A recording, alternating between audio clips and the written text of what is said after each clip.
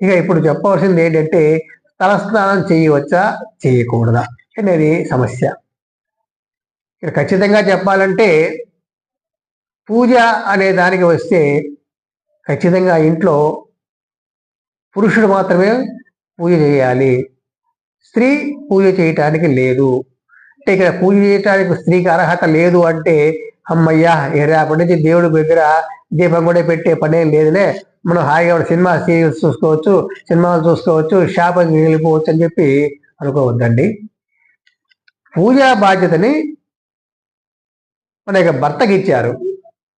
ఆ యొక్క సమిధలు అంటే అక్కడికి వచ్చిన పువ్వులు, కర్పూరము, ఇతర వస్తువులన్నీ కూడా సమకూర్చే బాధ్యత భార్యకి ఇచ్చారు.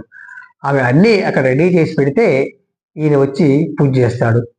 ఇక స్నానం విషయానికి వస్తే మగవారు ఖచ్చితంగా ప్రతిరోజు కూడా తల స్నానం చేయవలసిందే, ఆడవారు చేయక్కర్లేదు.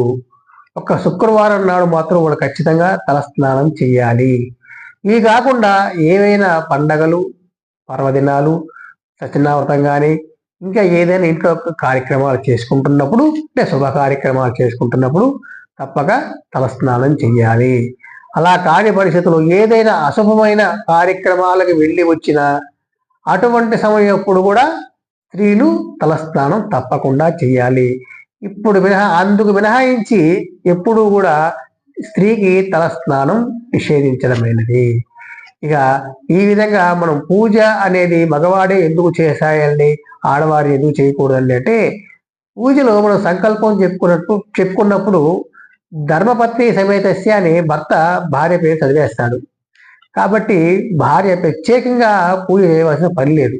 భర్తే సంకల్పం చేస్తున్నాడు కాబట్టి భార్య పేరు చెప్తాడు, సకుటుంబస్య అని చెప్పి తన కుటుంబం మొత్తం చెప్తాడు. కాబట్టి ఇక్కడ మనం భార్య పేరు ప్రత్యేకంగా చెప్పవలసిన పని లేదు.